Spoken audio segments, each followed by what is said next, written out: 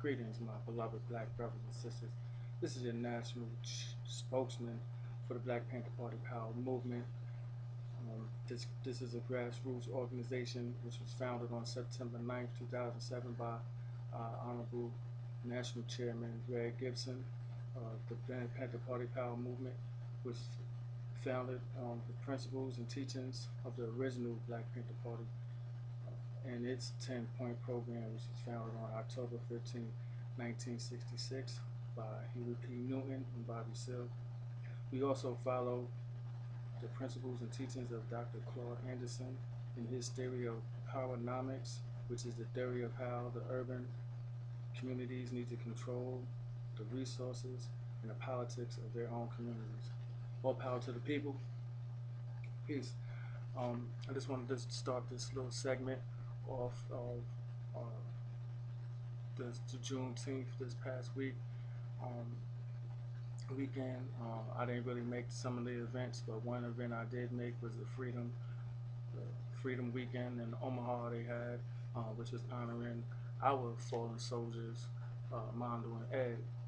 Free Mondo and Ed. They've been down 42 years now. Was part of the Black Panther Party. I had the pleasure of meeting some of the original alumni members from the original party, and I filmed some of it, I taped some of it, and that's what I'm about to show y'all in a second here. And that's going to be a lot of my segments. I have a YouTube page, WYSNYC80. You can check this on my website as well, www.blackpantherpartypowermovement.com, as well as generatingopportunities.net. But before we get into that, I just wanted to just have a little brief moment of silence, man, for our fallen soldiers, political prisoners at home and abroad. This is for y'all. We out here struggling, man. Y'all the one who paved the way for us. It's time for us to take the torch. So.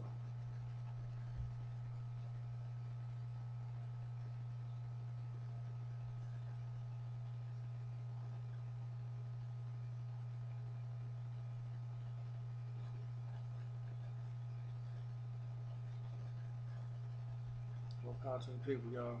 I'm just gonna give y'all this little skit, y'all, because a lot been said on it. I need to take heed to the, especially to the presentation that the Sister Vivian gives. I think it's very, very, very informative. That even y'all can even fast forward if you want, just to get to that part. That is very important part of the whole, that whole, that whole event. Like I said, y'all can catch this on www.generatingopportunities.net under God First TV, or also on www.blackpantherpartypowermovement.com, where you can see a lot more of my videos that I have on YouTube. I'm about to re-edit everything, get it more structured and organized. And for our youth out there, man, I'm gonna apologize on behalf of us adults.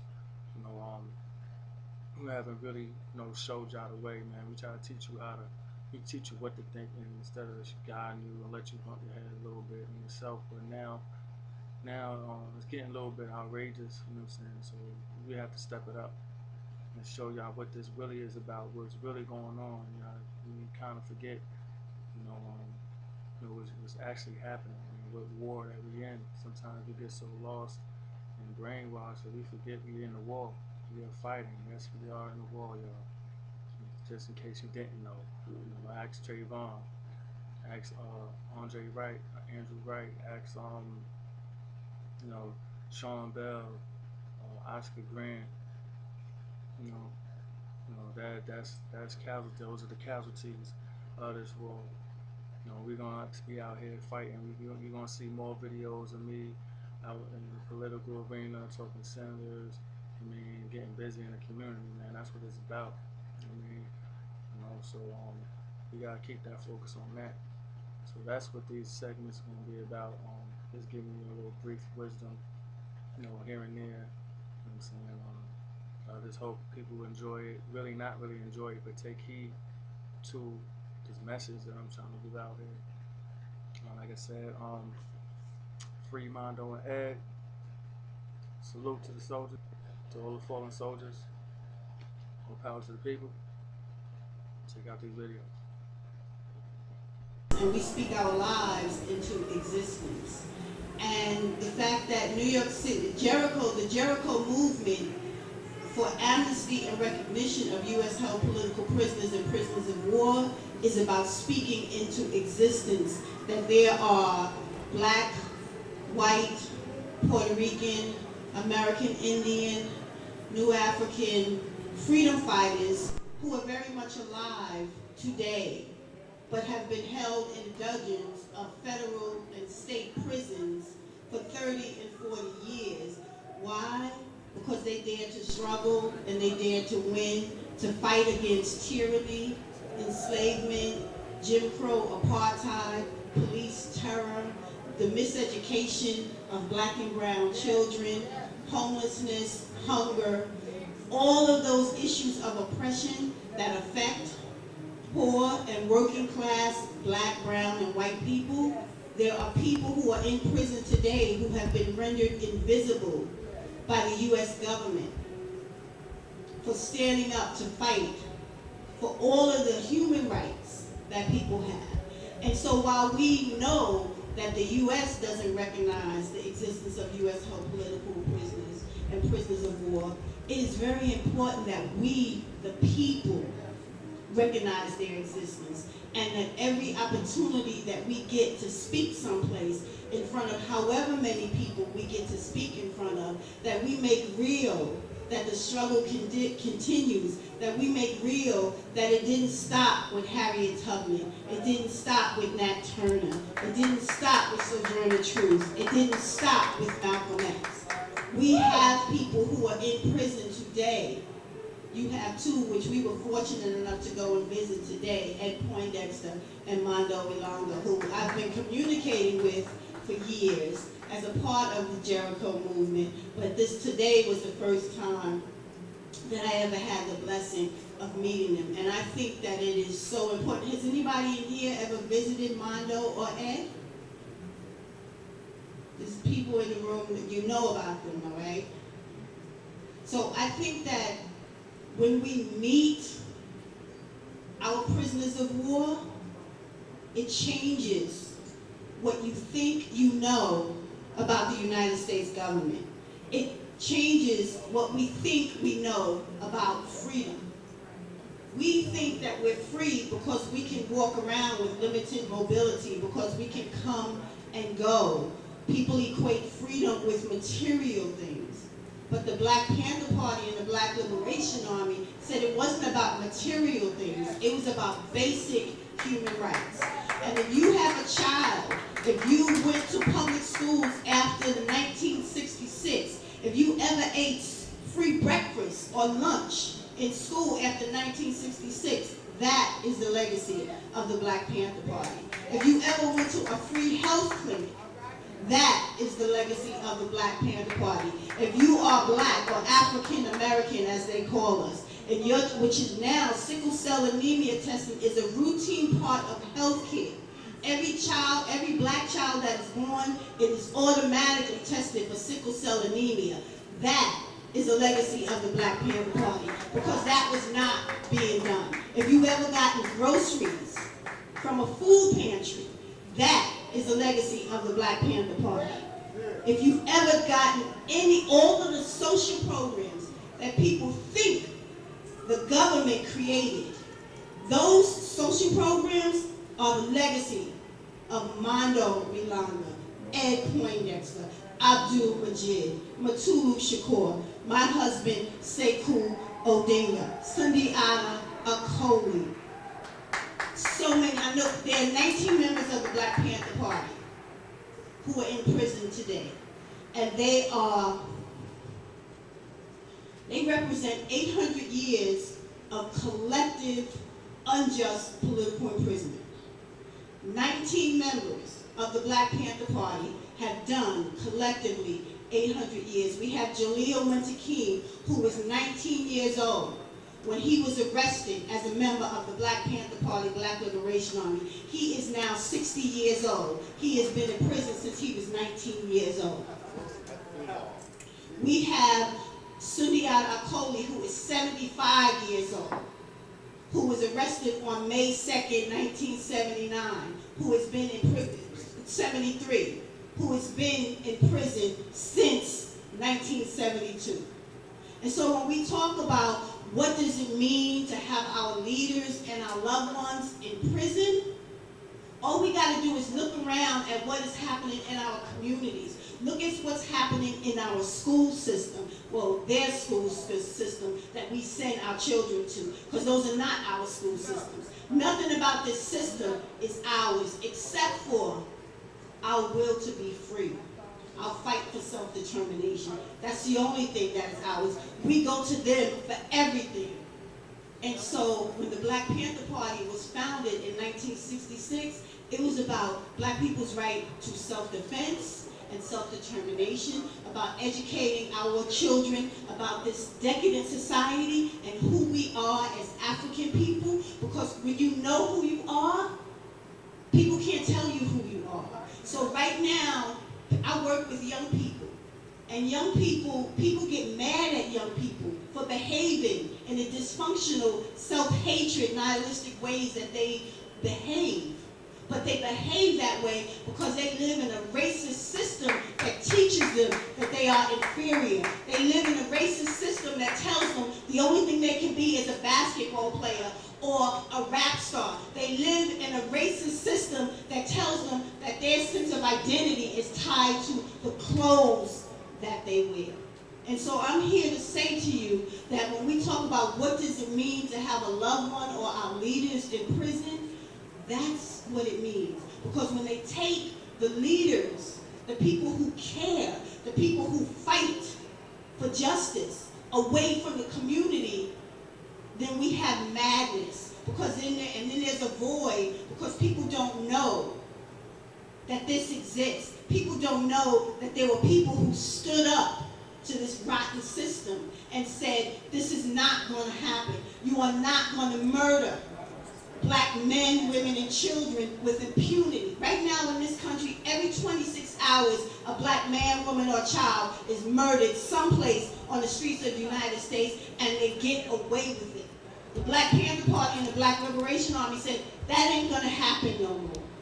And so the FBI, with COINTELPRO, J. Edgar Hoover, and every law enforcement agency around the country set out to murder, destroy, disrupt, discredit, and imprison the membership of the Black Panther Party. And so we live the legacy of that today. And so I have on a t-shirt that says, Be Sekou Odinga. My husband is a member of the Black Panther Party, well, was a member, because they crushed the Black Panther Party. So there are new people that come up and say the new Black Panther Party or other such organizations, but the Black Panther Party that was created in 1966 by Huey P. Newton and Bobby Seale is no longer, thanks to J. Edgar Hoover and the United States government. And the disunity that they created amongst people because they saw the power of hundreds of thousands of young people who were in gangs, who were doing a lot of this stuff that young people are doing today. But once they knew who they were, they stopped that. And then they became politicized, and they said, we need to serve and defend our community instead of hurting our community. And the government said, no, we can't have that. If anybody's going to be a revolutionary, they're going to be a dead revolutionary. And that's what they set out to do. And so Sekou Odinga is a legacy of that. And as his wife, I speak on his behalf, but I also speak on behalf of freedom and justice for people both inside and outside the wall. My husband Sekou Odinga was arrested, charged, and convicted in association with the liberation of Assata Shakur.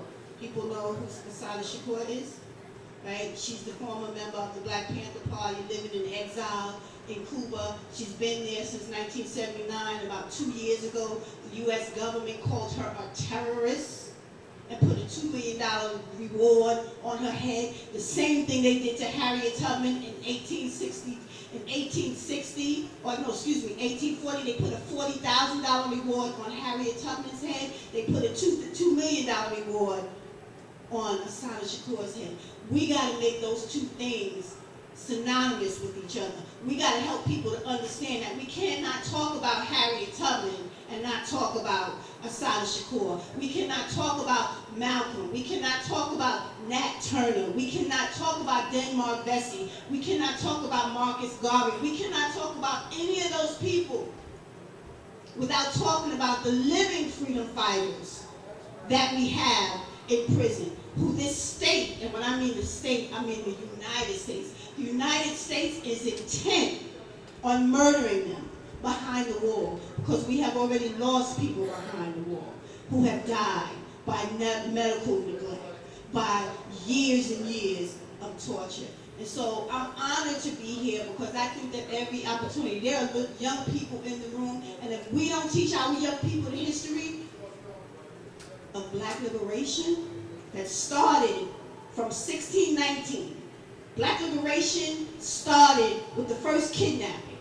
And from 1619 to 2014, Black people have been fighting. So all of us in this room have to know that our liberation, whatever we see that liberation as, has blood on it. It has the blood of people who sacrificed and who fought. So I don't know what else to say. I don't even know how much time I have if I can go on, right? But what I do want to say, oh, okay. So, as the Sekou Odega Defense Committee, because we're fighting for my husband's release, right, and to take his challenge into the courts. And of course, we are in a capitalist system, and so they have unlimited funds. We are poor and working class people. We don't have unlimited funds, which means we have to come to the people. Right? And so we did this shirt that says freedom ain't free, because one of our political prisoners always reminds us that freedom ain't free. He's been in prison for 30-something years. He is recently, because an imam accused him of something, he was charged with threatening this imam. He has been put in the SHU, which is a solitary housing unit, for a year. Now, he can't stretch his arms out like this. He has a mother that's 91 years old. What does that mean to her? That means for the next year, she will not hear his voice, because when you are in the SHU, you cannot make telephone calls. So he has from May 2014 to May 2015, he is not able to make telephone calls. So God forbid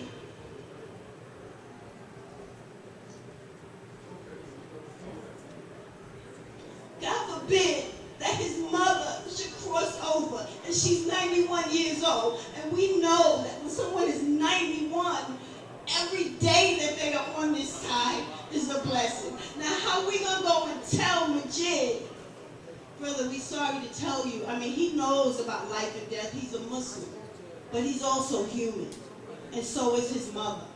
And so these are the real costs that people pay for struggling and going up against the system.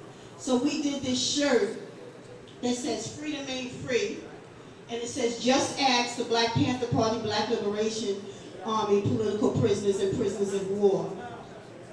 And on the back of the shirt, we listed the members of the Black Panther Party, Black Liberation Army who have been in prison. And so we have, you know I don't have my glasses. Rochelle McGee, I can't remember, is it 49 years or 50 years? He's been there since 71. 49 years for Rochelle McGee. Hugo Canal, 49 years. 42 in solitary. Innocent Pelican Bay in California. Romaine Chip Fitzgerald, 45 years. Eddie Marshall Conway was in 44 years and was released earlier this year. Mondo Ilongo, who we visited today, 42 years. Ed Poindexter, 42 years. Irvin Wallace, 42 years. Now a member of the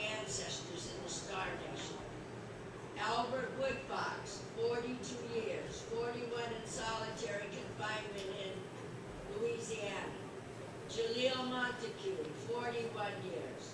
Russell Maroon Schultz, 40 years. Sundiata Kohli, 40 years. Herman Bell, 39 years. Veronza Bowers. Many of you, if you're my age or maybe a little younger, would have known Veronza. He was the founder of the Black Panther Party here in Omaha. And he has been in 39 years. Robert Seth Hayes, 39.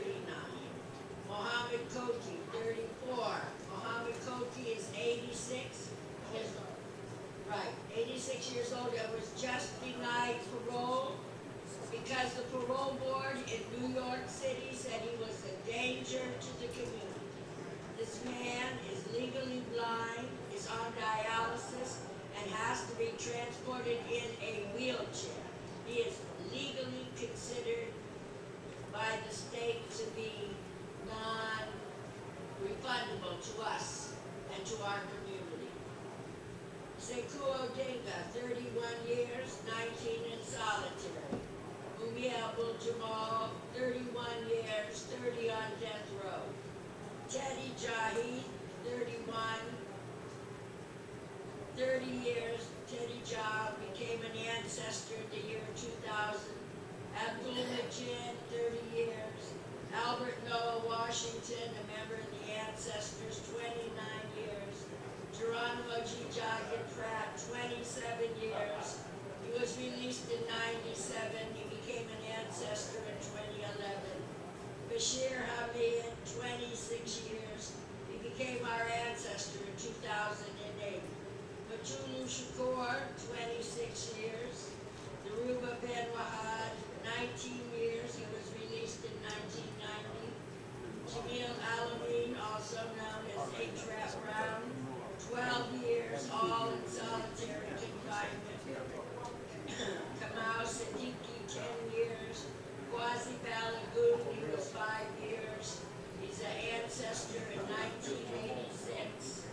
And those of us that were ancestors are people, many of who in the Jericho movement have helped to bury, because that's part of our responsibility. When they've been down this long, they have no families left or parents who cannot afford a funeral. And so as their comrades, it is our responsibility to help send them on. And so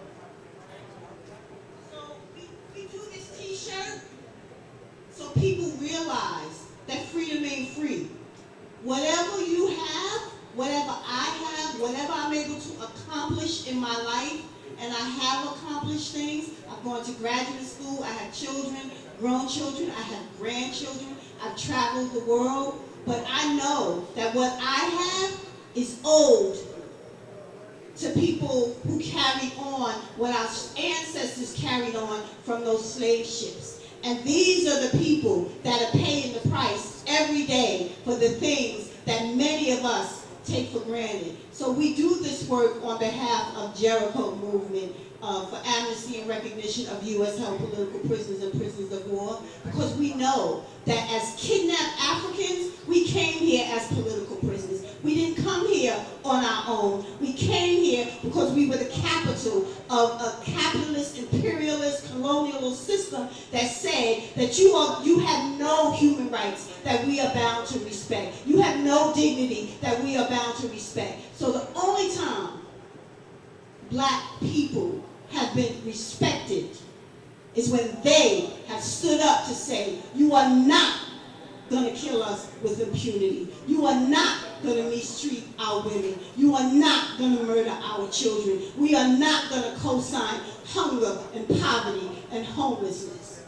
And this is why my husband Sekou Odinga and Mondo and Ed and Abdul and Jamil Alameen and Kamal Siddiqui. Kamal Siddiqui is in prison simply because he would not help the United States government capture Assata Shakur. Because they came to him and they said, we will give you the one, at that time it was a reward of $1 million. And he said, no, she is the mother, based on principle, but also that's the mother of his daughter.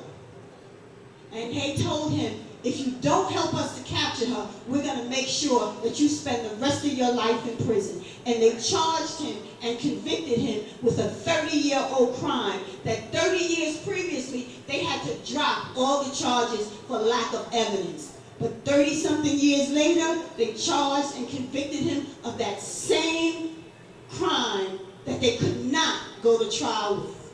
And he is in prison with 2 life sentences plus 30 years. So they are determined that Kamal Siddiqui died behind the wall. And the only way these brothers won't die behind the wall is if we on the outside build a movement. Not because it's my husband, not because it's someone else's uncle, not because it's someone else's brother or grandfather or great-grandfather, because it's the right thing to do. Because if you say you love freedom, if you say that you love the history of struggle and your ancestors, and you call the name Harriet Tubman, Sojourner Truth, Malcolm X, because that's all these people did. Harriet Tubman, they have softened her image, but let me tell you, Harriet Tubman believed in armed self-defense, and she carried a weapon. And those that are sitting right here, Carlos's grandchildren, they were not even born. But the idea of freedom is not just about you. It's about the people that comes behind you. It's about the people who are not yet born. And these brothers cared about the people who were not yet born. And so we do this t-shirt in their honor, and we have this CD that's called Freedom Ain't Free. That is a compilation. You like it, sister? Thank you so much, right? It's a CD compilation of poetry, hip-hop, spoken word. My husband is on it. It's statements on it. It's a former political prisoner, Daruba Ben Wahad, on it. And it's a project, a labor of our love, and it's to remind people that freedom ain't free, but also culture is a weapon. And it can be used as a weapon for your liberation, as this, or it can be used as a weapon for your enslavement, as a lot of that crap that they have going on. And so we can't get angry at our children because they don't know this stuff, because it's our failure to pass that on. So if we want our children to know about the history of the Black freedom struggle, then it's up to us to teach them. So I encourage you, the CD is a donation. This goes to my husband's legal defense. The CD is a donation of $10, and the t-shirts are a donation of $15. And you can ask me anything that you would like to ask me, because I don't know, I probably forgot something. I'm sure I did. I come from New York City. Did I say that? No. See, I know I forgot something, right? I'm part of the New York City chapter of the Jericho movement. So I am honored to be here at this conference. I'm so happy to meet Mondo and Ed today. I told Mondo, because we only communicate via mail, letters, right? And it may be in this age of technology, the only people who write are the people in prison. Because you get an invitation, it's an email invitation, an e-invite. You know, people don't pick up the phone, they text. This technology can be used for some good, but for the most part, it's destroying our family and our ability to communicate. Children have TVs in their room. Nobody eats to dinner together anymore. You see people at a dinner, and they're all on their technology. They walk in the street, and they're so busy doing this. We don't even recognize that that stuff is purposeful to take us away from who we are as African people. And so we got to know who we are. And we got to know the strength of where we come from so that we can teach our children that freedom ain't free, and we only remain free as long as people continue to fight for it. Because this system was never about our freedom. It wasn't about our freedom from the first kidnapping, and it's not about our freedom now with almost 3 million people in prison. They are not about our freedom, no matter what they say, and they are not about justice. And so it's up to us.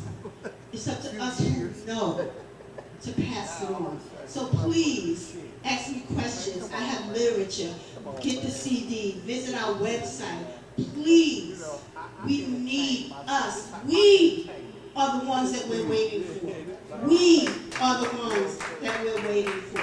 Join the Jericho chapter here in Omaha, because we always need people. On the side of justice, we always need people.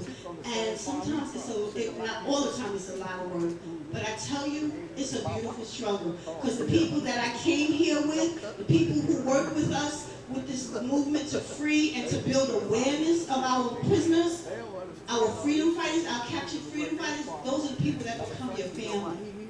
Those are the people who are my family. And those are the people that understand that the people behind the wall are not separate. This society teaches us to look down our nose at people in prison, down our nose at poverty, because they've criminalized poverty. They've criminalized people in prison. Well, I'm here to tell you that these people are not criminals. They're freedom fighters who have been criminalized.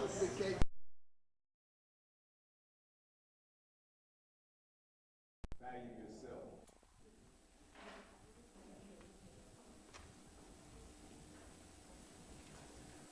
My name is Jihad Abdul-Mumid.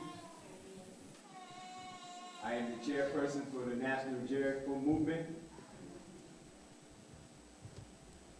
campaigning for the freedom of political prisoners and prisoners of war in this country. Jericho Movement started in 1998 by our beloved sister, was passed on to our ancestors, Safia Bukhari. Presente. Brother Herman Ferguson and Jalil Abdul Muntaqim, also known as Anthony Biden, who is still a political prisoner in the state of New York for over 40 years. Here at Jericho, our mission is to free all political prisoners. For our sisters and brothers who have come from the community, we were here today as an annual conference for Jericho to hash out many internal issues, organizational issues, history-making issues of how to move forward in 2014. It would seem that a lot has changed in 2014 from the 1960s and the 70s. But the basic contradiction, the basic core of freedom vis-a-vis oppression still exists. As a matter of fact, we can even say it's gotten worse. Even though our material existence may oftentimes suggest differently, that's if you value your iPod and cell phone as a qualitative difference. But really it's worse. It's worse because what was illegal in terms of actions of the United States government through their counterintelligence style programs is now legal today. What were dirty secrets back then are not so today. That's one significant change. The criminalization of dissent. The loose application of the word terrorist. Homeland Security, Patriot Act. All of these things on that side of the fence become worse. But on our side of the fence, what's become worse is our apathy, is our groveling the ground for gross materialism, chasing carrots, elusive carrots, not valuing the quality of our lives, but our material existence as judged by gadgets and trinkets, as so much worn by Comrade George Jackson and all those that preceded him. Apathetic community, a complacent community, a dog-eat-dog community, the throw-up of capitalism, now existence to survive, minus any type of consciousness, makes it hard for a gorilla, for a dragon, or for a soldier to exist in this planet. So you have government oppression and you have people apathy. The Jericho movement seeks to change that. We need your help. We need your help. We talk about those political prisoners and prisoners of war that's on our listserv. Those sisters and brothers that have championed national causes, definable causes. Sisters and brothers out the Black Panther Party, the Black Liberation Army, the Puerto Rican liberation movements, the American Indian movement, the anti-imperialists, the finalists. We also recognize today lots of new phenomena. Because every arrest, in so many respects, is political. We don't even know why we do the things we do. Mr. Pryor said, why did you kill everybody in the house? Because they were there. They were there. The brother on the corner was there. The grandmother sitting on the stoop, she was there. So we say that since post 9/11, or even since the assassination of brutal murder of Trayvon Martin, we've ended up killing dozens more from our own hand, inflicting violence upon ourselves. Our soldiers are in prison. The men and women that would stand on the corner and say and represent death to the pusher, no drugs in this community, they're in prison. You dare not say that today. Not that you as an individual would not have the courage. I'm not challenging anybody in the audience today. But I am saying collectively, we've lost that. We've lost that ground. Dare you to go out there and say that to one of them brothers. Dare you to say that now. So collectively, we have to regain our strength. We have to regain our humanity. And part of that regaining of our humanity and strength is our efforts to free those soldiers that fought for these causes. Shame on us if we forget them. Who abandons their own? So it is a charge of everybody here, in your own way, fashion, or form, with or without a microphone, in your own coming and going, on your job, at your dinner table, that we would begin to do all that we can to raise the level of consciousness amongst our children, our friends, our neighbors, to introduce these issues back into our psyche, so that we can regain our humanity, and thus doing so, we might be able to free our political prisoners. We might be able to prevent our children, Bukhari, from ever going to prison. Because you know what's awaiting Bukhari as of today, 2014? A prison cell.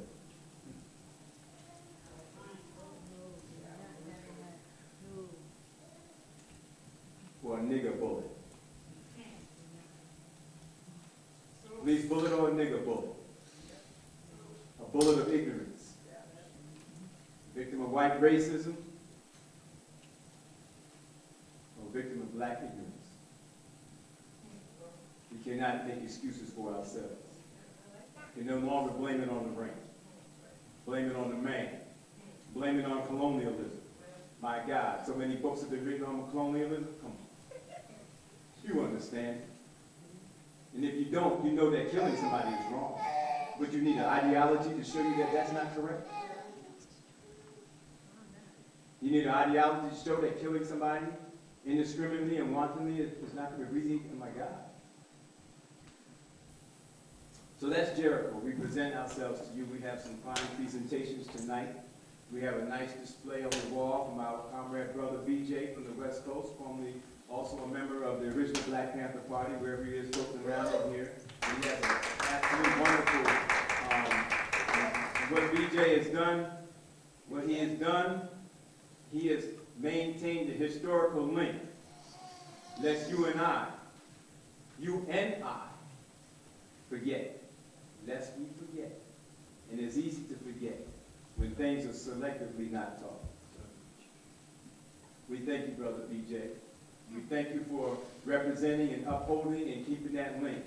We respect you, we love you for traveling halfway across the daggone country to put up some papers on the wall so that you and I can eyeball it and see exactly what was and what could be, and to feel proud and honored and dignified and to validate ourselves. We thank you, Brother BJ. We thank the Malcolm X Cultural Center. You know, the camera may not be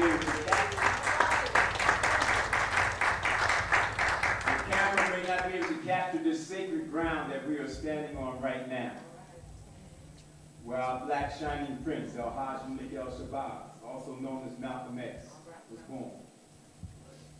But the sisters and brothers here have done a phenomenal job. 15 acres, paid for. Let's give it to them. All power to the people. And growing. And in the spirit of Al-Hajj Malik El-Shabazz, we're talking about land. It needs to be always honored and respected. Whatever we're doing now, let's dig a little deeper and do just a little bit more. We honor you and we thank you for allowing us to host our annual conference here for Jericho. We are so inspired and honored by what we've seen. Brother Taylor in his bookstore, and he's not here. All the sisters and brothers, the food, the work, transporting people back and forth to the airport. Our comrade Mogadishu and Sister Tekla, you know, picking up people all throughout the morning, 4 o'clock in the morning. Tekla's still awake.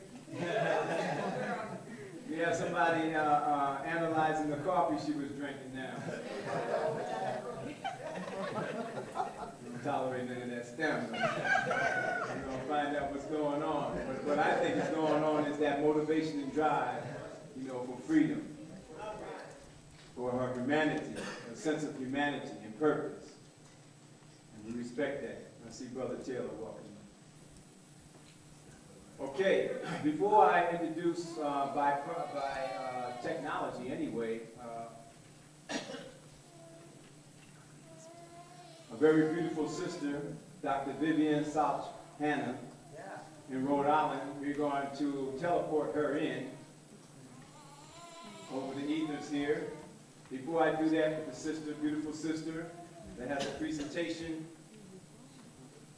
talk about issues that we always need to reflect on. The continuum, and that's what we're talking about, BJ. The continuum, some slave torture to the modern prison industrial complex. It's been unbroken. But before we do that, we have something to present here. I'd like to call Sister Day Kui and Paulette up. Yes, you got it.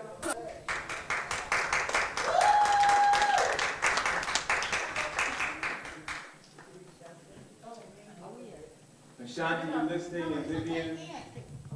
Stay here with your camera. We always try to give props where props are due. And sometimes we don't always do that.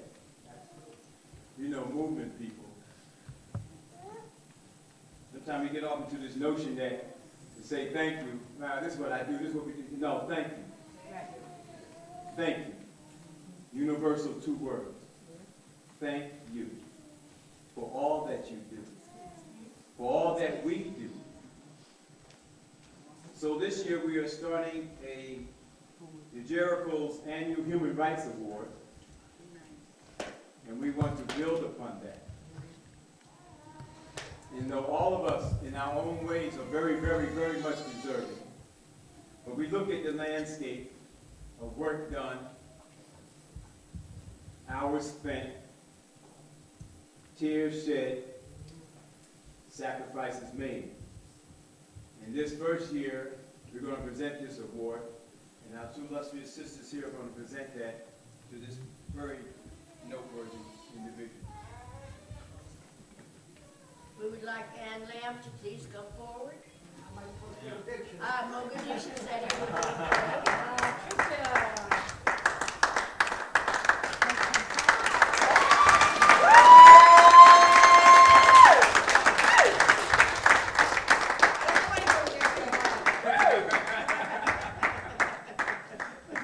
Never met her in my life. Well, lots of us have. That's what it said. So, I know this is, technology. Oh, Yeah. fix that for me?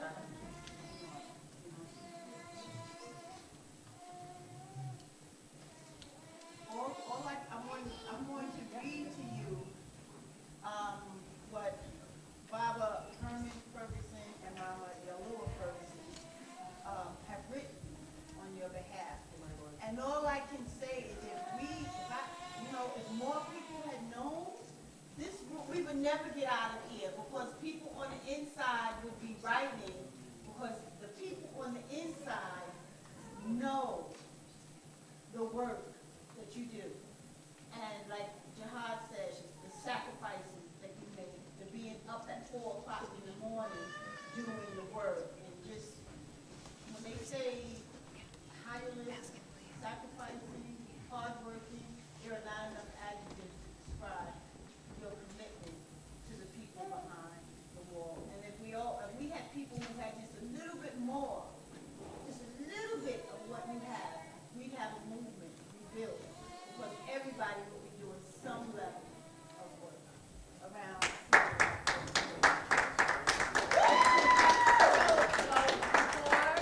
Before today Queen reads this, we'd like to give Ann the plaque.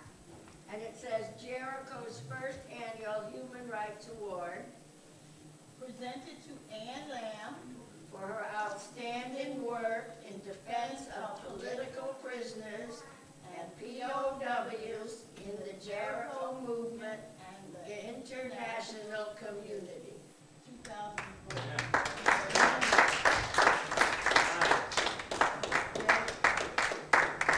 So, this is what Herman and Yalua wrote.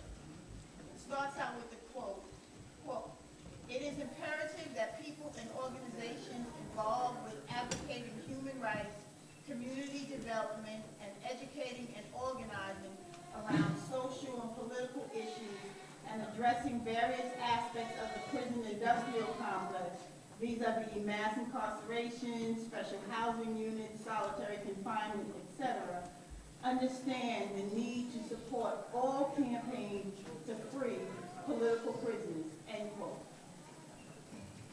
This work that we do can be frustrating, seemingly brings little rewards, and makes demands on our minds and bodies they all legitimize our struggle to free the land. They continue the struggle, although unjustly incarcerated. They teach while they are in prison and actively engage in campaigns to obtain their freedom. Their spokesperson, the one who carries their stories to the public, is Ann Lamb. For many years, she has maintained and grown the Jericho website into the fountain of knowledge about our political prisoners that it is today. This has been no easy task. She is a one-woman conduit for information regarding our freedom fighters, working into the wee hours of the night, and is always available when immediate action is necessary in an emergency. As our tech specialist, Ann has been called on to produce booklets and other printed material requested by a comrade behind the wall. When she has the opportunity, she visits a political prisoner. She does. I know of no time that she has turned down an opportunity to serve. Herman and I are grateful that this conference is recognizing the contribution our sister has made to promoting human rights. We are grateful for this opportunity to say a personal thank you, Ann, for all that you do and for your unselfish help whenever we have needed to call on you. Thank you. We love you, Yalua and Herman Ferguson.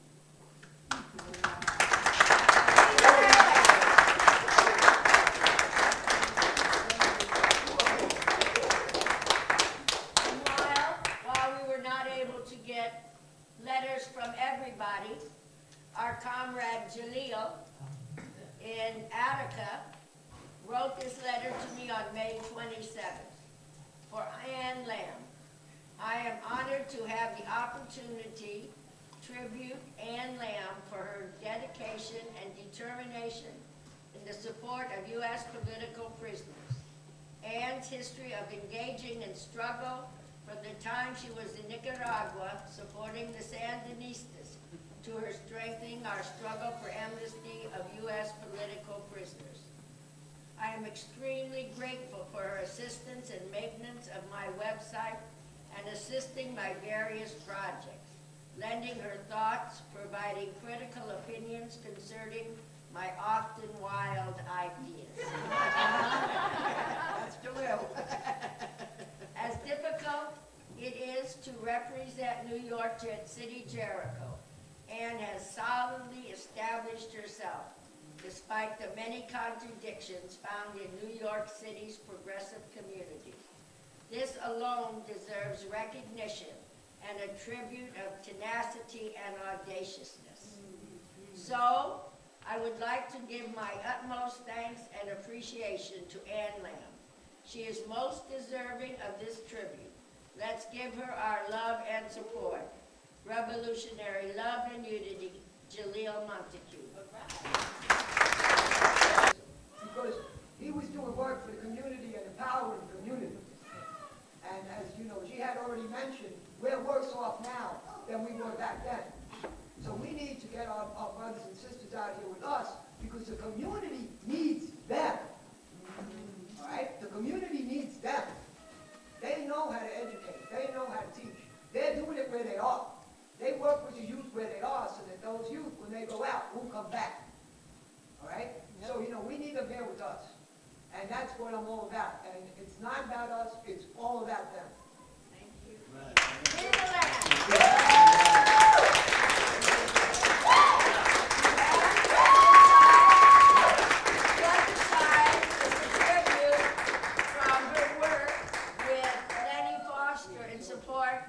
Of the Leonard Peltier Defense Committee. So on one side, she has her red comrade, and on the other side, she has red, black, and green. Free the land and protect it.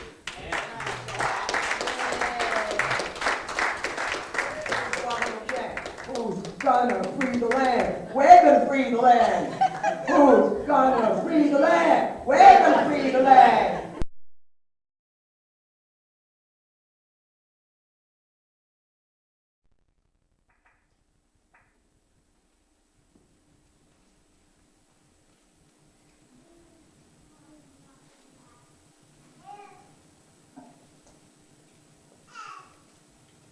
What do you have? I'm actually seeing oh yeah, there we go. There we go. Yeah, keep that. Okay. There, now we're seeing the PowerPoint.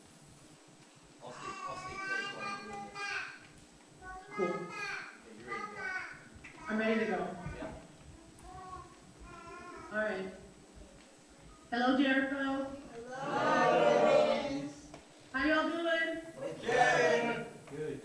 I think you've had a long day. Just a little. So I want to start by recognizing that we are on stolen territories and occupied lands, unceded, and we must always start in solidarity with Indigenous and First Nations peoples. And for that reason, I want to start us off with a song.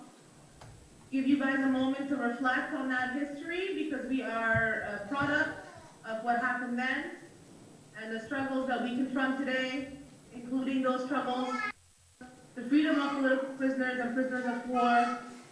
Those struggles are connected to what happened to the people that were here before Europeans arrived with the intention to steal land and enslave Africans to work that land. So I'm going to play a song by Ulali. I don't know, most of you may have heard of them. Amazing group of sisters who bring into the forefront what that struggle was, what it still is today. Can you see that change of slide to go at home? Yes. So the song starts out kind of soft, so you may not hear it as well, but it does get louder. But just take some time to read the lyrics and hear their voices and reflect on what they're saying, what they're teaching us.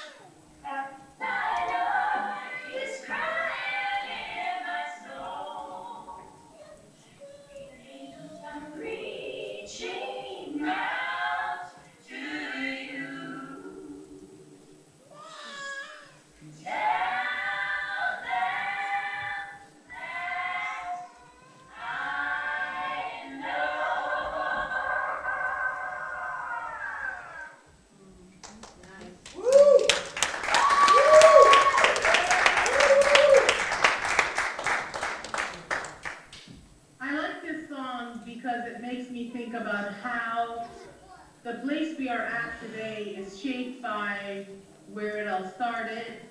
In my classrooms, I started teaching about this concept of hauntology and historic memory, which is to say that time does not pass, it accumulates. This is a quote by Aint that really helps me provide a framework through which we can begin to think where the prison comes from and why our political prisoners are still there. And when you think about the prison, what you really have to think about is home, what home represents in a colonized society. And home in this society, on this land, is a place where white citizens can continue to occupy lands outside of Europe while needing to eradicate in many different ways the peoples who stand in their way. And those peoples in this country are indigenous and black, formerly enslaved, the descendants of the enslaved populations.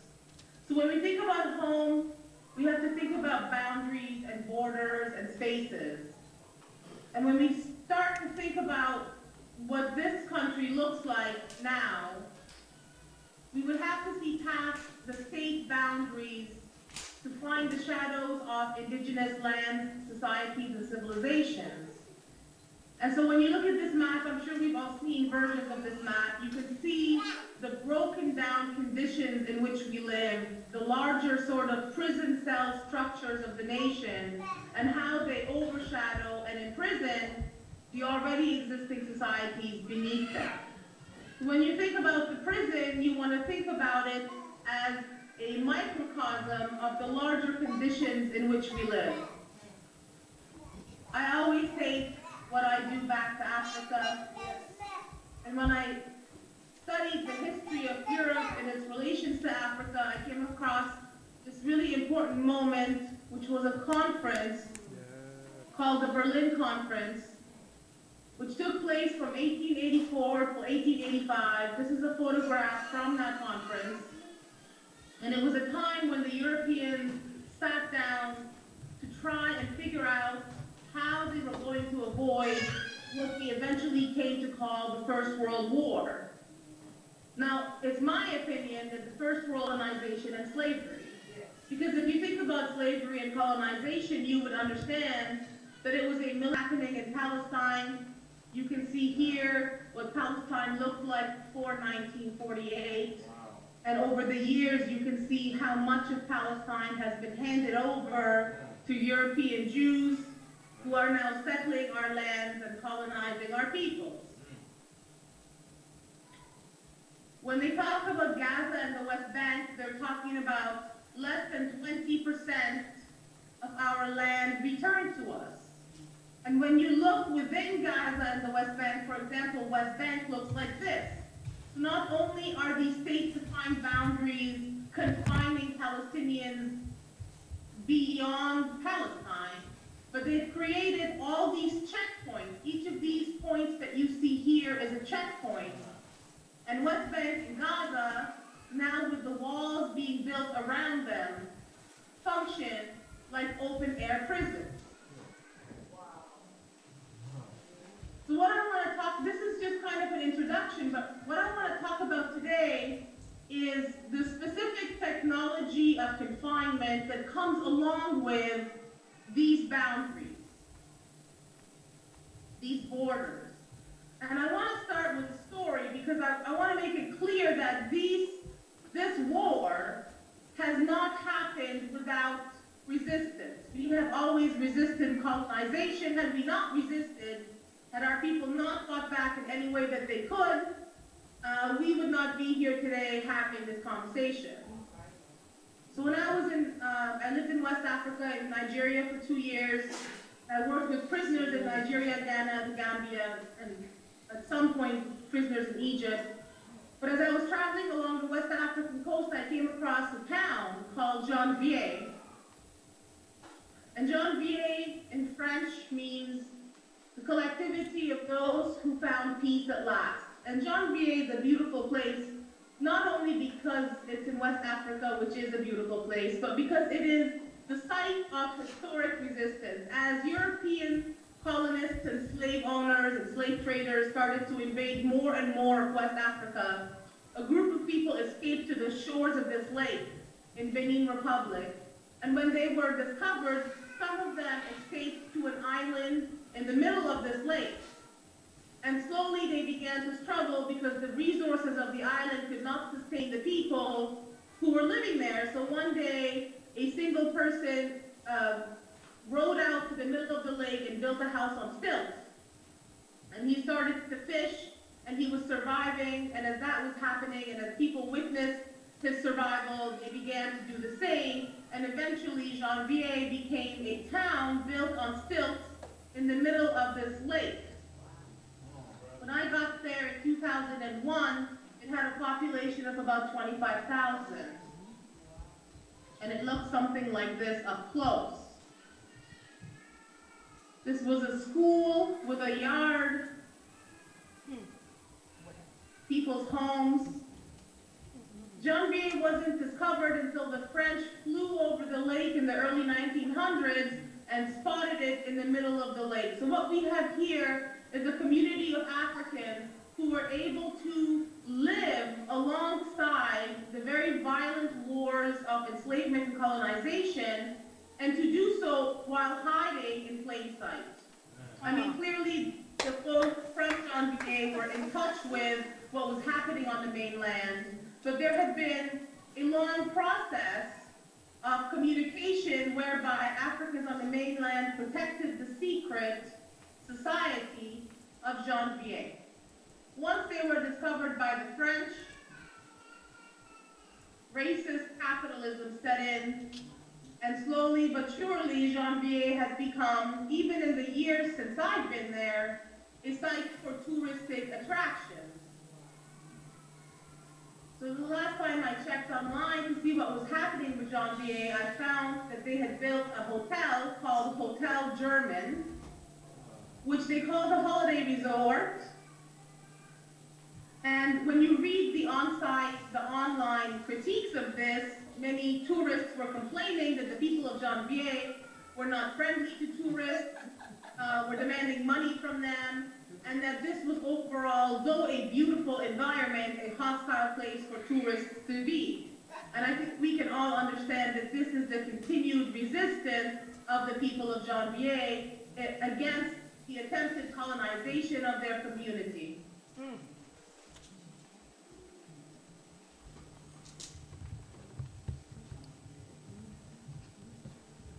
As you travel through Benin Republic along that coast, you find monuments which were placed there by Africans kidnapped to America, what America likes to call African Americans, though that is a contradiction in terms. But throughout the West African coast, Africans from America had set up monuments to commemorate the sites of death and resistance that Europeans had never commemorated. And that's part of our resistance as well, is to keep our history alive, because at the end of the day, those who have been colonized and enslaved are in a position of moral superiority over the colonizer. If you, I don't know if you've heard of a book called Discourse on Colonialism by Aint, but he provides a great definition of colonization that I want to read to you. He says, first, we must study how colonization works to destabilize the colonizer, to brutalize him in the true sense of the word, to degrade him, to awaken him to buried instincts, to covetousness, violence, race hatred, and moral relativism. And we must show that each time a head is cut off or an eye put out in Vietnam and in France they accept the fact. Each time a little girl is raped, and in France they accept the fact. Each time a Madagascan is tortured, and in France they accept the fact.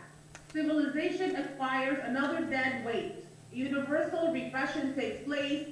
Again, green sets in, a center of infection begins to spread, and at the end of all the treaties that have been violated and all the lies that have been propagated, all these punitive expeditions that have been tolerated, all these prisoners who have been tied up and interrogated, all these patriots who have been tortured, at the end of all the racial pride that has been encouraged, all the boastfulness that has been displayed, a poison has been distilled into the veins of Europe, and slowly but surely the continent proceeds towards savagery. And I think the folks who came back to West Africa to commemorate the different sites of death and resistance were bringing with them this understanding of colonization, because too often in this country, those that have survived slavery and colonization carry a sense of shame, an inability to articulate the violence of the colonizer, very much like an abused wife carries shame around that abuse. And only when she is able to see the abuser for what he is, can she begin to liberate herself from that violence. And so as we begin to reframe our thinkings around prisons and political prisoners, we have to begin to bring into the forefront of our minds and our consciousness and our hearts this abusive relationship that white America has had with Black and Indigenous populations. The Civil Rights Act of 1964 was a brief sort of honeymoon moment, right? Like when there's an abusive relationship, you have the guy who beats the shit out of his wife, blames her for the beating, at some point brings home some flowers, but we know what happens after that is at some point he just beats her again. So when you look at this abusive relationship that we see within relationships and apply it on a structural level to larger nations and societies, you can see that the relationship between the colonizer and the colonized has always been abusive. That we are stuck inside this cycle of abuse. Does this make sense to everybody? Yes. All right. It's really hard not to be there in person. I'm not feeling where you all are at as I talk. So feel free to interject or ask questions or comments.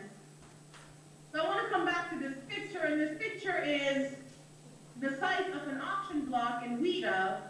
A lot of people were auctioned off near this tree. And when I think about the modern day manifestation of slavery, which is the criminal justice system, and just to be clear, when I say criminal justice system, I mean it is a criminal type of justice.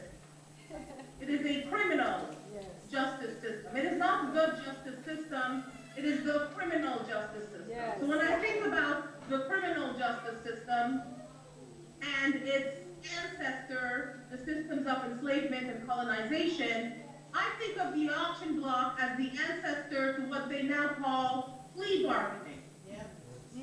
So the courtroom is the modern day auction block, and plea bargaining is the modern day sort of bargaining, and it's the language of bargaining, it's the modern day process of bargaining for the lives of people.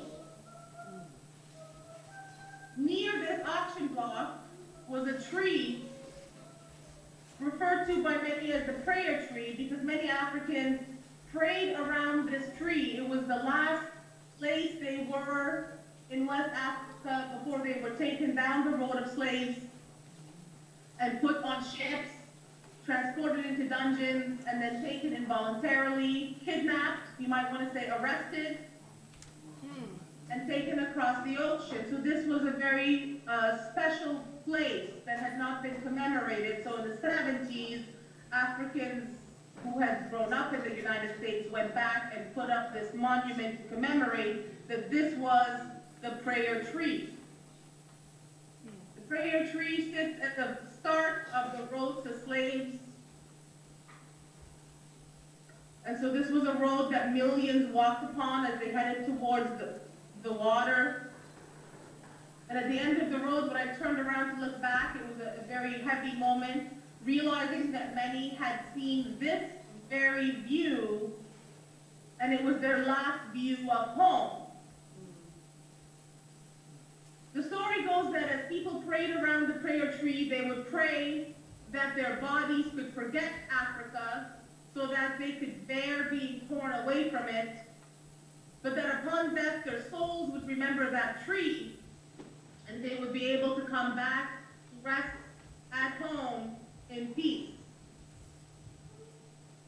The beach at the end of this road has these monuments built on it, and if you look closely, you can see that carved in the monument is the prayer tree, and carved upon the road of slaves are the figures of those that have been disappeared, enslaved,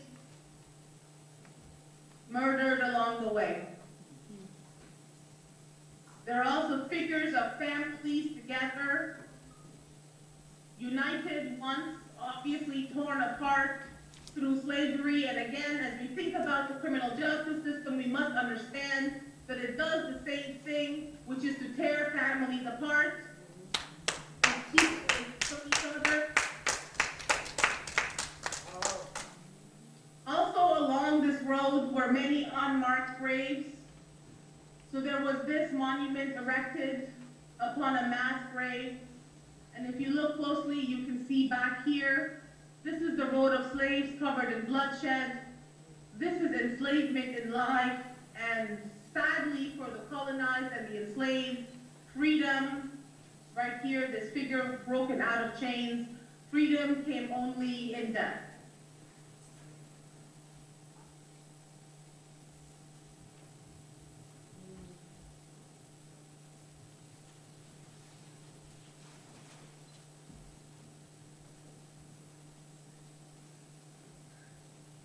Once people were taken to this beach, they were transported on ships to the slave dungeons that were originally built as forts throughout the West African coast. It's really important for us, as we fight for the freedom of political prisoners, to recognize that these forts, before they were used for chattel slavery and human trafficking, were used only for two things. The first, they were used to store materials such as oil and gold and diamonds and coal and rubber that Europeans were taking from Africa, and they were used for the confinement of freedom fighters. So the original use of confinement of what eventually became the mass warehousing of human bodies that are the slave dungeons were used only for people when they were trying to separate freedom fighters from the community. I spent a lot of time studying these forts, essentially these prisons, to see what their technology of confinement looked like, because many of these forts were built before slavery became an institution. They were built in a way that very much, number one, highlighted that Europe was at war with itself in its fight for resources in Africa. And therefore, when they came to Africa, they built war fortresses. As they began to restructure these fortresses to accommodate the warehousing of enslaved bodies, all of them ended up with a gate such as this one in Fort Patience in Ghana. And this has been called the Gate of No Return because many people, everybody who was enslaved, confined, imprisoned in this fort would exit through this gate of no return onto the ships, and that would begin the journey across the Atlantic. This fort was called Fort Patience by the Dutch, who built it in 1679. And throughout their conflicts and wars with the British, they eventually lost it. And the British took control of it in 1868. But the Dutch called it Fort Patience because they felt it took a long time for the fort to get built, and they had to exercise great patience in waiting for it to be ready, which says something to us about the colonizers' mentality and where they're at. And when you look at these forts and these gates, they're not that different from the prisons that we see today. This is a Canadian penitentiary. All of the original penitentiaries in Canada, I'm not sure about the States, possibly the same thing, but these were always built up against the water. And Kingston Penitentiary opens up the gates its gates of no return onto the water behind it. In Fort Patience and all the other forts that I visited and studied, there were always holes in the wall for cannons.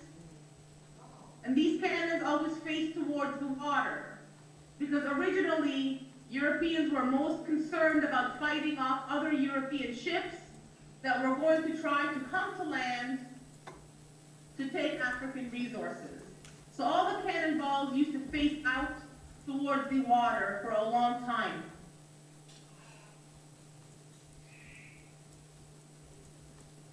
Eventually, as these forts changed to accommodate the warehousing of human bodies, you see bars come up in the windows, and you see the storage cells in the earlier forts begin to be restructured. So for example, this was an original storage cell built in Fort Patience where they would store raw materials they were trading from Africa. As they began to use Fort Patience for the warehousing of people, they rebuilt the cells to include layers. Can you guys see this row of pipes right here? Yeah. So when you look at the dimensions of these pipes, you can see that there's a room in the back and a room in the middle and a brief boundary built in the middle. And what they did was they created these two spaces within the cell and cut a hole into the ceiling on top near the front. And they would jam as many bodies as they could into this cell, close the door, and leave the hole in the ceiling as for two purposes. One, as a breathing hole, and two, as a feeding hole. And so their hope, and this was a well thought out architecture, their hope was that the strongest would be able to fight their way to the front, to breathe and eat, and that way the weakest would die, and the Europeans would not have to waste their money shipping weak bodies across the Atlantic.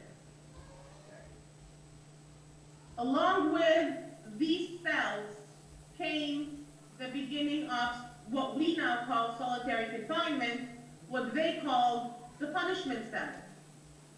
And these were places that were reserved within the forts to separate freedom fighters from those people that were being channeled through the Atlantic.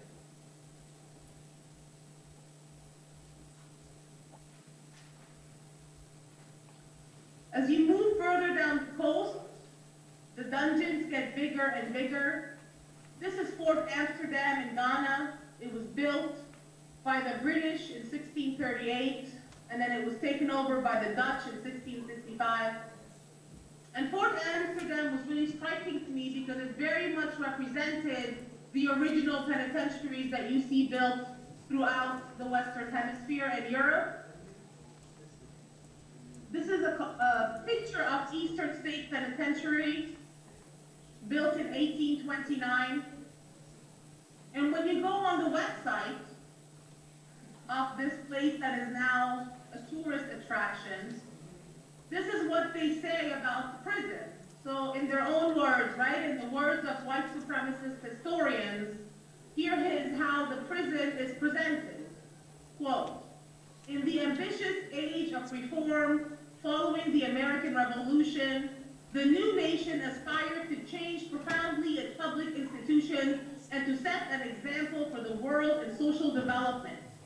Every type of institution that we are familiar with today, educational, medical, and governmental, was revolutionized in these years by the rational and humanistic principles of the Enlightenment.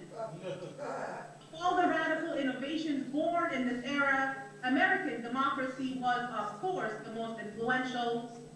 The second major intellectual export was prison design and reform," which goes back to my original statement that the national boundaries and borders that were created through colonization, the sort of divide and conquer mentality and practice of European colonialism, is centered upon, is reliant upon, is dependent upon the criminal justice system and its institutions, the most visible of that being the penitentiary.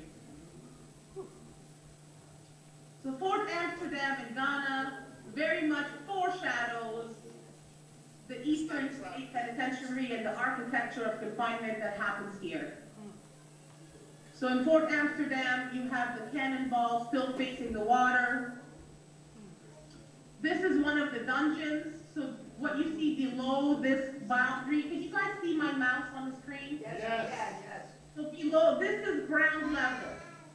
And this dungeon down here was underground where people were held. And on the wall here, you see hanging the original chains and shackles that were used in this dungeon. And this is the gate or door of no return for Fort Amsterdam. As we move further down the coast, you can see that the magnitude and size of these forts and prisons grew as the demand for slavery expanded. Cape Coast now functions as a museum, so it's one of the most preserved forts there. And it was huge. So here, over the ground, you have the living quarters of the warden. And those who were bought and sold above the ground so that they could serve and work for the people who were there to buy and sell their relatives. So there was enslaved Africans who were, washing clothes and cooking food and cleaning up. And they were made to sit around the snitching hole during Sunday service, because this here is the wall of the church, because each fort also had a church built inside it so that colonizers could pray and repent for their sins. Tell the truth. And enslaved Africans would be made to sit around the snitching hole to listen and see what was happening below. And they were told that if there was any kind of uprising or escape that happened, had they not informed the slave owners and wardens, that they would be immediately executed. And what you see here is that the borders and boundaries that I'm talking about that create nations, that create prisons, also now come to shape the relationships that we have with each other. We begin to live on different sides of boundaries, and our existence becomes predicated upon the destruction of somebody or something else. That's a great point. Yes. And this history of snitching and cooperation continues through into what happened in the 60s and 70s, continues through into what we know happens today. Because on some level, we must understand that the state and its apparatuses require some form of collaboration with the people that they are enslaving or imprisoning. Now, one of the most haunted moments I had living and working in West Africa was inside this prison, because when the Europeans and the British fought against each other in what they called the American Revolutionary War, and when the British separated from each other so that some British remained here to become American, and some had to begin living in other sets or colonies to accumulate wealth, the British who went to West Africa began using these forts as them from slave dungeons after they abolished the cross-Atlantic slave trade in 1804. They began using these dungeons and these forts as prisons for their criminal justice systems, which they began instituting around the world. And so here in Cape Coast, we have a slave dungeon that had been transformed into a prison by the British. And you still have the Ghana Prison Service logo, which reads freedom and justice. And that's exactly where we're at when it comes to our relationship to the criminal justice system. This whole discourse around human rights requires that we negotiate the state give us back our human rights, which, if you think about it, is part of the auction block experience, because when you can ask someone to give you something back, it means that on some level you've given them permission to take it from you. It becomes something that you can exchange. So when we think about this discourse around human rights, we need to change how we approach that conversation. As Fela Kuti, amazing musician in Nigeria, did say in one of his songs, you can't take what's already mine. You can't take my human rights, right? Yes. And so as we reframe our thinking around human rights and prisons, we have to remove ourselves from this language of bargaining and try to make demands based on our understanding of our own humanity as always belonging to us, that no one can take away from us. Right. How much more time do I have? Until you finish. Do you finish? I don't want to take up too much time, so give me a time check at some point so we have time for question and discussion, all right? So when you look at the different layers of confinement that come along with this institution, these institutions of colonialism, you can see that, for example, these chains were in the museum in Cape Coast, right? And these were used around people's necks, ankles, hands, and then this was used to connect one person to the next. And as the institution of slavery expanded, they eventually shifted into what we now recognize as shackles and handcuffs. Yes, And they replaced the rods with chains, because that allows them to maneuver more people through longer distances. And that's what that came to look like then, and that is what it looks like now. Preach. Tell the truth. I see the blueprints of the slave ships. These were created by people who studied physics and science and shipbuilding. So this institution of slavery was always connected to larger industries, and this is a blueprint where Europeans sat down. These are each individual human bodies. They sat down and tried to figure out, this is under the water, this is above board for the ship, to figure out how many bodies they could basically cram into a ship and be able to have it sail across the Atlantic without sinking. But in order for them to really make this work, it wasn't just the technology of the ship and travel, it was also the technology of punishment and silence. So along with these systems of confinement comes the necessary use of torture that basically would terrorize people into a state of submission. Vivian, can I say something? Of course. Looking at your presentation, like what you just showed with, all the images that you showed at the dungeon, I'm so reminded of Dannemora, when you go, those great big towers and huge cement walls. And when you showed the image just now of the middle passage, those are images that's well known. Yes, that one. For anyone who has ever been in the back of a police car, Yes. for anyone who has ever in New York State, sometimes they have like these family festivals. So you go, it's a different part of the prison, and when you go inside, then you go in, you get in their van, and they take you to the other side where the gym is. Like they don't let you walk through. And Right. when you get in those vans, it's the same thing.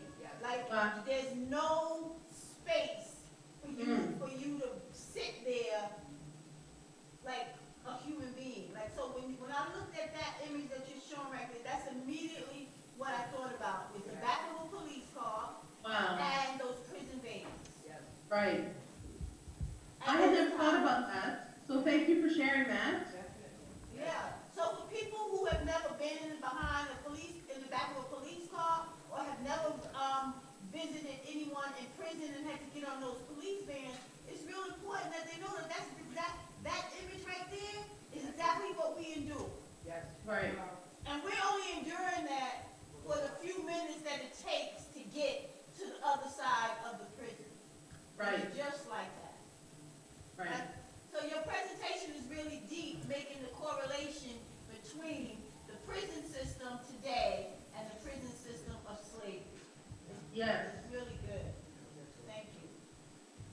you.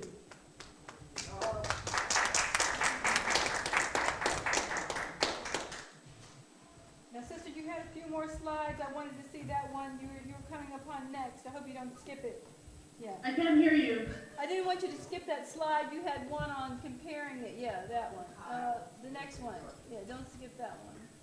I think that was just, it was a quick point, that this is a manifestation of this, right? That you must have terror and silence to make this work.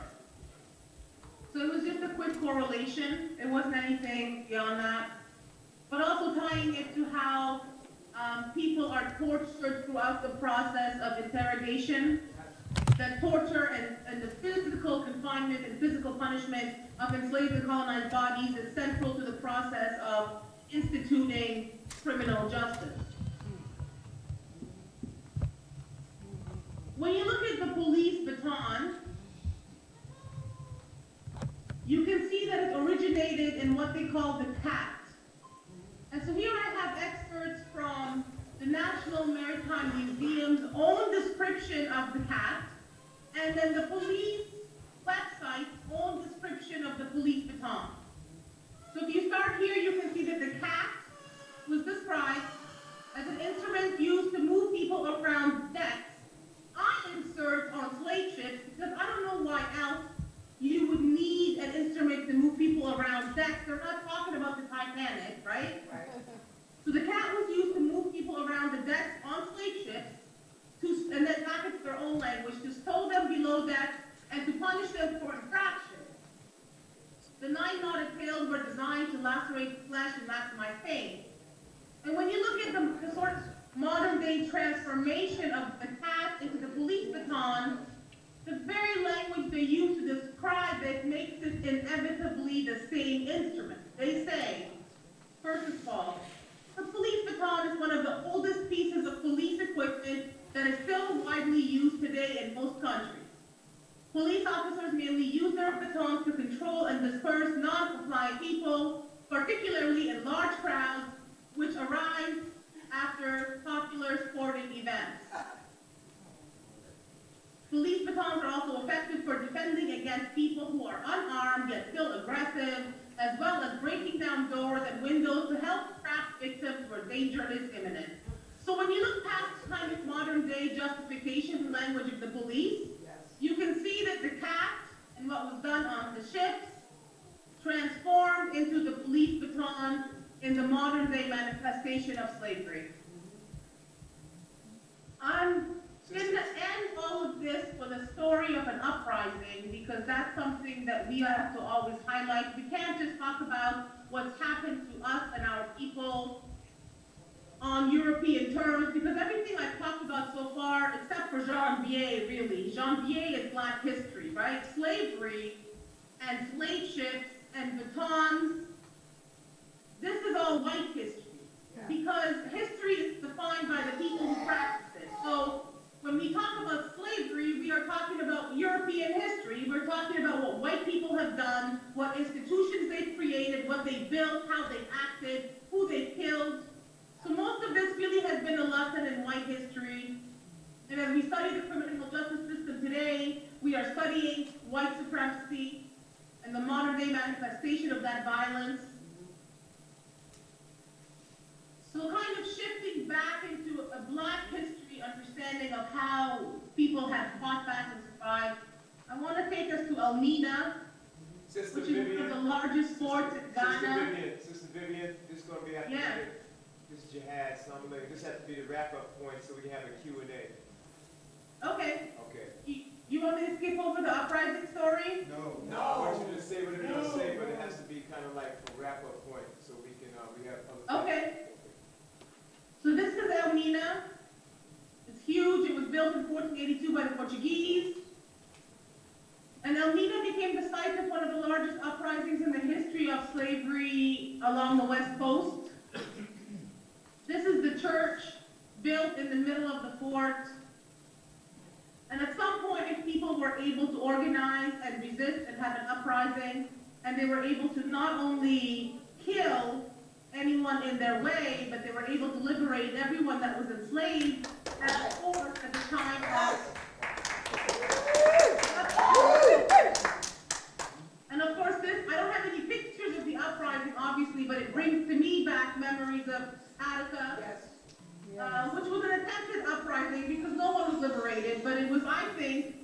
part and parcel of that history of resistance and uprising. Yes, And of course, it brings back to me memories of George Jackson. yes. But when you look at Elmina and what they did after the uprising, and this is so crucial for our understanding of what's happening to political prisoners today, is that political prisoners are being held and treated in reaction to their attempted uprising. So when an abused woman tries to leave the relationship, we know, at least in criminology we know, that that becomes the most dangerous time for her, right? That most women get killed as they attempt to leave the abusive relationship. And that's what happens when Black and Indigenous folks attempt to leave their colonized relationship with the colonizer, is that violence becomes intensified and more of us die. So the first thing they did after the uprising was they built this solitary confinement and they painted this picture over it. And the next thing they did was the warden who lived in this room up here, this was his bedroom. And all the women have been held in the cells surrounding the courtyard below his bedroom. He restructured it to make his access to women easier.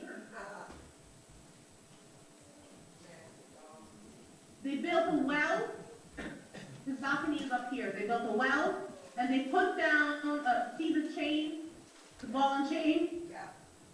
So they would bring all the women out into the courtyard. He would stand at his balcony up here, and he would pick the women that he wanted to rape, at which point his soldiers, his prison guards, would begin the sexual assault by washing the women from this well. And then they built a staircase which went from the courtyard up these steps directly into his bedroom. This is the floor of his bedroom. And women who resisted were brought back down and chained and left to die. This is what they call deterrence in the criminal justice system.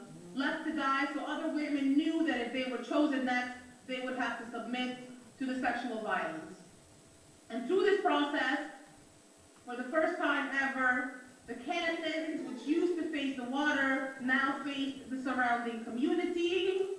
A second fort was built in the background here called Fort Williamson. That was purely a security fort that was in communication with Elmina. And as he raped more women and more women got pregnant, they would take the impregnated rape victims back into the community. Every house here painted white used to be a house where they kept women who were pregnant from the fort so they could have the babies that they could sell into slavery. And the final restructuring moment was the gate of no return in Elmina became a very small space. So anyone who came through Elmina that was going to be taken onto the ships and transported to Europe and North and South America had to fit through a very small space so that Europeans felt safe in the transfer of people who had been touched by that history of resistance in Elmina. Currently in Ghana, James Ford Prison is a former slave fort that now functions as a prison. So living in West Africa and speaking about these histories with people, it was really clear to everybody there that the criminal justice system is in and of itself corrupt, is violent, and has no legitimacy. And these were conversations I had with the heads of prisons, right? So there's no delusioned relationship between the people and the criminal justice system outside of the West. Only in the West do we grow up believing that this system is here to serve and protect us. So I'm going to conclude. I don't want to take too much time, but I want to bring you back to the visuals of borders and boundaries and walls that very much structure the world in which we live. This is a wall that's being built between the U.S. and Mexican border. It's being built by the same corporation that is building walls in Palestine. And I think that's all that there is to say about it.